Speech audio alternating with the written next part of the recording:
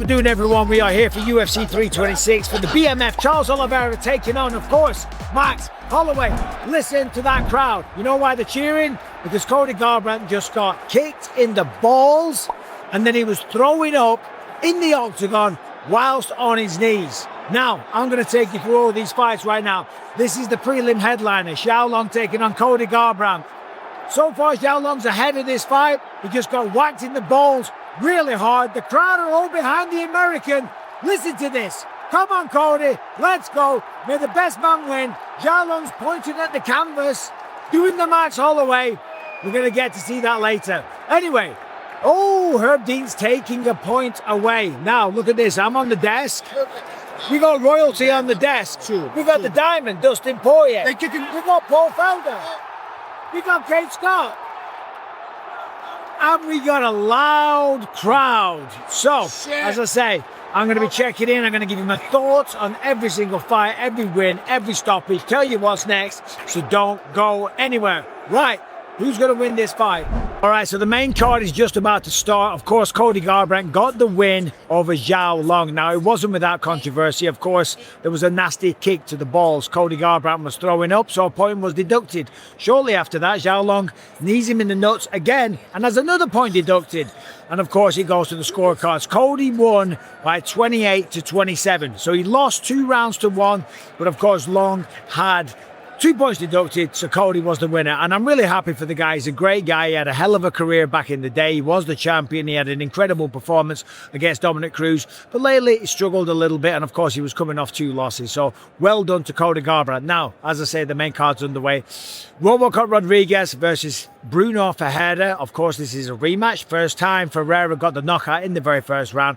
I picked Robocop to win this fight, but let's see how it pans out. And that's it. Robocop clips him with a right hand early in the first round, gets revenge, gets the knockout, gets back in the win column.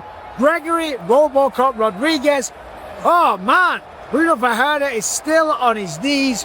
What a shot from the Robocop. It's crazy because this man is a multiple-time jiu-jitsu world champion, and you never see the jiu-jitsu. You only see the hands. Here it is. I'm just watching the replay right now. It's seats wired up. Right hook, right hand, should I say, straight right to the jaw. Bruno Ferreira crumples, hits the deck. Referee steps in, and that was it, okay? Early in the first round. So, if you followed my picks, right, if you'd have predicted Robocop like I did, you'd have just made some money. What a right hand, Gregory Robocop Rodriguez. This man is phenomenal. He's still got a very bright future in the middleweight division. Robocop's down there giving his speech. There was no follow-up shots needed. What's up, everyone? Come on! Let's go. No follow-up shots needed for Robocop. What a shot. What a right hand. Giving his thanks to his Lord and Savior, Jesus Christ. Fair play to the man. All right, so holy shit. Second round. Drew Dober gets the knockout. Listen to this crowd. Drew Dober proves me wrong. Gets the knockout in the second round. A beautiful straight left. Knocked out Michael Johnson Cole. So we just had a couple of announcements, of course, in the Hall of Fame, Zhang Weili and Joanna Jędrzejczyk for that insane fight that they had back in the day. That truly was one of the best MMA fights that you'll see from 2 ladies inside the octagon. So congratulations to the pair of them. Now, on to the big news. The White House card just got announced. Of course, in the main event, Ilia Topuria taking on Justin Gaethje for the undisputed lightweight championship of the world. Also, I didn't expect this one. Alex Pereira, he's on the card. I expected that. I thought versus John Jones, but no. John Jones is not on the card. It is Alex Pereira taking on Ciryl Gane, obviously from France. Obviously just fought for the undisputed title against Tom Aspinall. Sadly, that fight ended because of the eye poke. But this is the world we're living in, and that is a crazy fight, man, because Pereira, Ciryl Gane, 2 of the best kickboxers that we've seen in the UFC. Simple as that. So that is very interesting, and it's just a great fight. I mean, 2 big, powerful strikers. Pereira with the power, Gane with the movement, very, very light on the feet. Excited for that one. Michael Chandler Michael Chandler's on the card. Who was he taking on? Maurizio Hufi? I think it was Hufi. Maurizio Hufi, I'm trying to remember. Eamon Zahabi back on there versus Sugar Sean O'Malley. Michael Chandler versus Hufi. Bo Nickel taking on Kyle Dawkins, which is a bit of a... I expected Bo Nickel. I didn't expect Kyle Dawkins. Paul Felder is a Philly boy. How do you feel, Paul, about one of your own? Come over here. The light is perfect. I just messaged him on Instagram. Had no idea. One of your own on the White House card representing Philadelphia, Paul. How do you feel? The original capital of the United States of America, Philadelphia, baby. 2-on-5 representing. Let's go. What was his last fight? It was when he knocked out. Who did he knock out? On a 2 big knockout streak. Knocked out Pereira, and then Pereira. He just knocked out. Who was the second one? I don't know. I can't remember off the top of my head. But Rufi versus Chandler, right? Yeah. Rufi versus Chandler, Pereira gone. What else? Obviously, Ilia. Bo Nickel, Ilia, Justin, Nickel, and... I already forget. Oh, we suck. I got so excited about We're supposed to be commentators and remembering all of this, but still, there it is. The White House card. Freedom 250. How about that? That's a hell of a name. Right, next fight is up. Let's go. Congrats one more time, Joanna Jędrzejczyk and Zhang Weili. 2 fantastic ambassadors for this sport. They really are. They leave it all in the octagon each and every single time. Just like most people that fight in this sport. Anyway, right, got to get back to the desk. The next fight is about to start. All right, so right now we've got Raul Rosas Jr. taking on Rob Font. Before that, though, we had Michael Johnson fighting Drew Dober. That ended in the second round. A beautiful left-hand counter from Drew Dober. Knocked out Michael Johnson, stopped his 3-fight win streak. And Drew Dober was very, very impressive. I mean, the power that this man possesses, it is big for this weight class, as is Michael Johnson's. First round was kind of tentative. Second round, as I say, it was kind of early into the second round. Boom, big left-hand counter. Michael Johnson kind of overswung, left himself vulnerable. Perfect shot, sits him down. Now, Rob Font started off this round pretty good, landing some good shots. The boxing is always on display with Rob Font, landing a couple of nice uppercuts. But towards the end of the round, Raul Rosas Jr. got the single leg, went to the wrestling. We got a chance of Chi-Wee-Wees in the building. Raul Rosas Jr., 21 years old. They love this guy. He's very popular. And right now he's taking the back.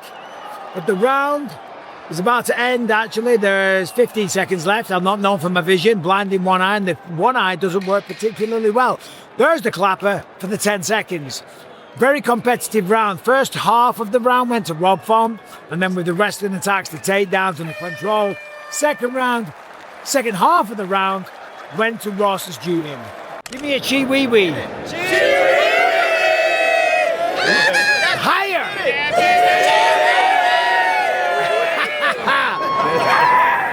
I told you, they love some Raul Rosas Jr. Chi-Wee-Wee, baby. Chi-Wee-Wee. All right, so Raul Rosas Jr. just got a pretty dominant one-sided victory. As you can see right now, he's just about to speak to Joe Rogan. There he is with the Chi-Wee-Wee's hat on. As always, he used the wrestling. Rob Font started off pretty good. He looked kind of dangerous early, landing a few shots. Then it was a single leg from Rosas, and then that's kind of when the fight turned. Now, he controlled him for most of the second, controlled him for most of the third, used the wrestling, took the back. Didn't really try and do too much damage. Now, I believe the stat is, between the two of them, between two people, 15 significant strikes in the entire fight between two people. So, some of the crowd didn't appreciate that one, but listen, Raul Rosas Jr., that's his skill set. He is a wrestler first, and if he was going to win this fight, which he did, and congratulations, it was always going to look like that, right? He's not going to stand and trade with Rob Font. He's a cleaner boxer. He's a better boxer. He's got more experience on the feet. Raul Rosas Jr., 21 years old, man. Bags and bags and bags of potential. Sure, granted, not the most exciting fight. It wasn't, but still, he continues the win streak and he gets a really good win over a long, hard, experienced veteran. And anyway, so now we got the co-main event. Kyle Borralho versus Reinier de Ridder. Reinier de Ridder. Reinier de Ridder. He's not Brazilian. He's fighting a Brazilian. Kyle Borralho. Anyway, right, that's coming up next. All right, so RDR versus Kyle Borralho is underway. It's getting off to a really good start. Borralho comes out with the hands very, very low, looking very confident. Hands are low so they can stop takedowns, so that the underhooks are already there. But sadly, the action has been halted because Borralho or one of them, Borralho took one to the nuts. That's what I thought. He's currently on the ground. He's up. Round of applause from everyone in attendance. Borralho landed a couple of really good shots. He's bouncing up and down right now, just trying to relieve the pain. Oh, I got to get this guy. The legend. What's up? The former light heavyweight champion of the world. The man to take my undefeated record. Oh. Sugar Rashad and his beautiful family. Oh, come here. Give me a shot. Give me a shot. Again. Hold on. Get it here. Again. Come on, hit it. Oh, that's it. Rashad's little boy, he's got some serious power, as does Kyle Borralho, I'm telling you. He landed a couple of sweet right hands right before he took one to the nuts. All right, the fight is back underway. In the gym.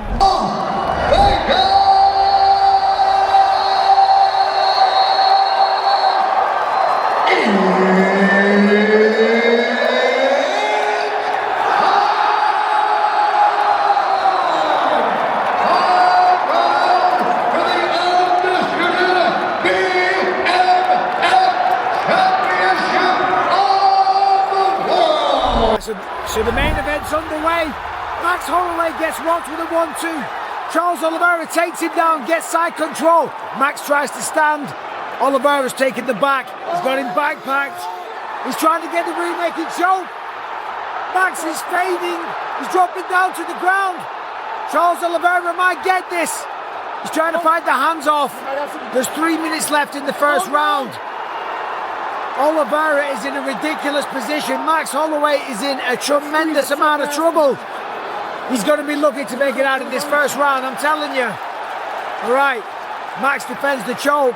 Listen to this crowd, it's unbelievable. Holloway's defending. He's taking some deep breaths.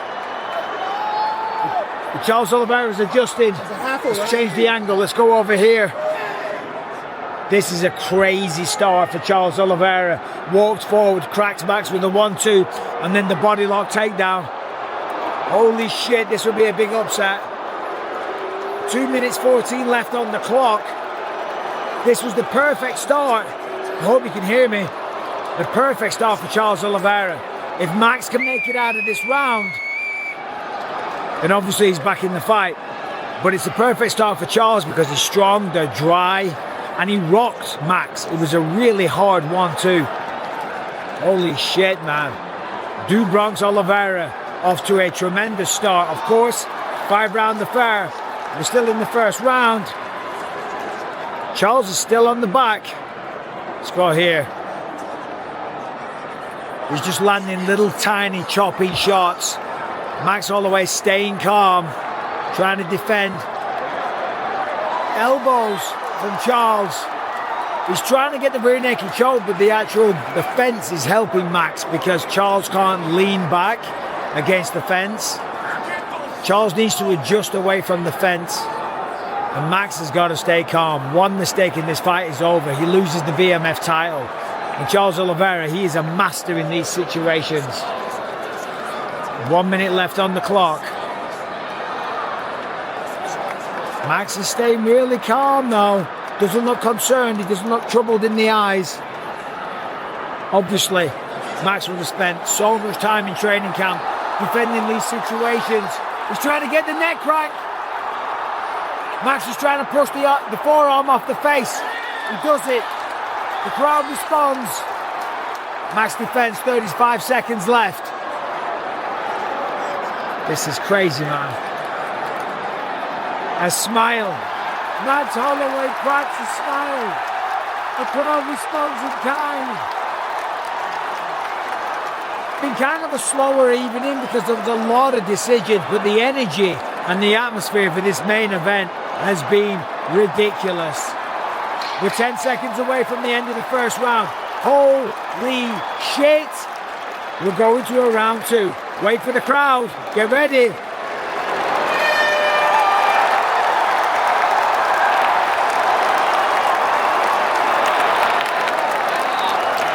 So Charles just attacking again constantly. Here in round 3 out in the open.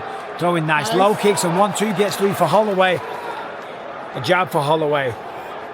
This is the only time that Holloway has been able to do any kind of work because Charles Oliveira has just been all over him. Shoots in, abandons the legs, gets the body lock. That's what he was looking for. And once again, almost dragged him down to the canvas. Holloway manages to get back to the feet and they're up against the fence. So we're in the 4th round. It's been complete domination by Charles Oliveira. He's just controlled every second of this fight for the most part. If Max Holloway is going to win this fight, obviously he needs a stoppage. Now there's still lots of time left, 3.5 minutes in the 4th round. But the way this fight is going, Charles isn't slowing down. Max isn't able to stop the takedowns. He isn't able to stop the takedowns or get back to his feet. And as I said, Charles doesn't seem to be slowing down. If Max Holloway can pull this back, if he can find a way to finish this fight, this could be one of the greatest comebacks in the history of the sport, because this has been insane domination from Charles Oliveira. To think that most pundits, me, Felder and Dustin Poirier, sitting here, they're enjoying the fight. We all picked Max Holloway to win. Charles Oliveira is something else, and that begs the question then, just how good is Ilia Topuria? You know, because remember what he did to Charles. He just went through him. He took him down, crucified him, and then knocked him out cold in the very first round. It was insane. So we're 2.5 minutes away from the end of the fight. The crowd is booing because it's been an absolute shutout by Charles Oliveira. Max had a bit of momentum in the 5th round, managed to win a scramble, get on top position. But once again, Charles proved to be the superior grappler. Now, of course, it ain't over until it's over. What do you think about Charles Oliveira here tonight? I mean, it's 5-0. You know, It's 5-0. and I think this is the most dominated we've ever seen Max, and I think this is the least amount of punches out of 30-something UFC fights that he's ever thrown. Paul, how impressive is Charles Oliveira tonight? It's unreal, but, you know, we were joking. If it keeps going this way, when that 10-second clap goes, could you imagine how badass it would be if Charles he gets stands up and gives him the chance? That's what the BMF's all about right now. The 10-second clap. Is Charles going to back away near the end of the fight? Give Max an opportunity to throw down? It'd be crazy to do that. I'm not going to keep talking. We are 80 seconds away from the BMF fight being done, over. You know, you can make the argument that some of these rounds have been 10-8 rounds. It's been insane domination. Max Holloway is an absolute warrior. The fact that he's probably going to see the final bell is very, very impressive. Charles Oliveira, what's next for this guy? He said he wants Conor McGregor. Conor McGregor's been talking, saying that he's going to be fighting not at the White House, but probably at the T-Mobile here, maybe International Fight Week. Him versus Charles Oliveira would be unbelievable. But I tell you what, this version of Charles Oliveira, holy shit. All right, it's over. I'm just going to leave the tape rolling because there's 40 seconds left and you never know. Charles might back away. He ain't going to do it. He ain't going to point at the ground. He ain't going to blow this lead. He ain't going to let his pride take the victory away from him. Max is trying. He's using butterfly hooks. He's trying to get back to his feet. He scrambles. He's up to his feet. There's 20 seconds left. Max is trying to break the hands. He's trying to break away. Are they going to swing? 13 seconds, 12 seconds, 11, 10. There's the clapper. There's no point. The crowd uses the... Oh, they're throwing now. They pointed. They pointed. They're swinging. Right hand from Oliveira. And a right hand from Max Holloway to end the fight. That is it. UFC 326 is in the bag. Charles Oliveira with an absolute shutout. So as you can see, I'm not at the arena right now. I'm in my hotel room because I forgot to do a review. Well, I didn't have a chance to do a review at the time in the arena of the co-main event. Caio Borralho versus Reinier de Ridder. Listen, Borralho looked incredible. He put himself back in the conversation. He dominated that fight from start to finish. The boxing was great. The takedown defense was on point. The confidence was there. The hands were low to stop the takedowns. The striking was effective. He wobbled Renier de Ridder on multiple occasions. If anyone got on top, it was Borralho. He managed to get the takedown, I think, in round 3. He was threatening a submission for a moment. Renier de Ridder looked a little off. It didn't look like the same guy that blew through all the competition earlier and the guy that beat Robert Whittaker, okay? Borralho's back in the conversation, as I said, and I loved what he did afterwards. He made the most of his time on the microphone. I always say, listen, it's all well and good going out there and beating people. Make that time count on the microphone, and that's exactly what he did, because he called out the former champion, Dricus du Plessis, South Africa's finest. Dricus du Plessis, where are you, boy? Dricus, ever since he lost to Hamzat last August, he's been a little bit MIA. We haven't really heard from him, but he's got to come back. He's got to fight someone. And Caio Borralho, that is the perfect call out, because he isn't going to get to fight Hamzat next. That's going to be Imavov, or it's going to be Sean Strickland. Stay tuned. Wait for that announcement, because it's probably going to come soon. It has to be one of them. So Borralho has to fight someone else in the meantime, and Dricus du Plessis is the perfect guy to call out. As I say, he looked phenomenal tonight. He looked deadly, dangerous. The head movement was beautiful. The footwork was great. The punch power, that was there. He wobbled the Ridder on multiple occasions, and it was a really dominant performance. 30-27. Well done, Caio Borralho. But right, listen, let's get to it. The main event. I have a little bit of time to tell as I sip this delicious, rather large glass of red wine. Are you intoxicated? And here is a toast to Charles Oliveira, because that was an incredible performance. He put it on Max Holloway right from the opening bell. I talked about that, how he walks people down,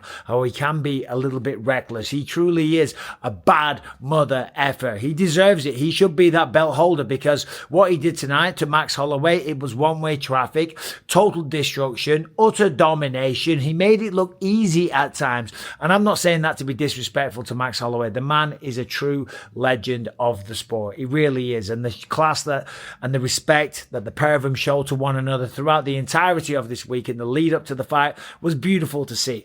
But Charles Oliveira was the better man. He walked him down. He cracked him in the face. He took him down time after time after time. There was a little moment for Max in the 4th round where he managed to get on top in one of the scrambles, but that was it. Other than that, it was a complete shutout. So Charles Oliveira said on the post-fight show to Megan Olivi that he wants to wait for the winner of Ilia Topuria versus Justin Gaethje. That's going down at the White House. That is the main event. It's not John Jones. Dana White was just speaking about this at the post-fight press conference and said that John Jones is retired for good. Okay, that's it. The hips, he needs surgery, probably a hip replacement. I'm going to do a video on that tomorrow, but that's after I finish this glass of wine. That's after I pack my bags. That's after I go to the airport and fly home. I cannot wait to get back home to my family. It's been a great long week. It's been a very long year so far. I'll be back to Vegas next week. Then I'm going off to London, and then finally I get a little break. But anyway, cheers to all you guys. Cheers to Charles Oliveira. Thanks for watching. Subscribe and ring the bell. Members content dropping almost every single day, so make sure you sign up for that if you want to. But listen, Charles Oliveira, the night belongs to him, the week belongs to him. UFC 326 has proven that there is one bad motherfucker on this planet, and that man's name is Charles Oliveira. Until next time, guys, take care. Bye-bye.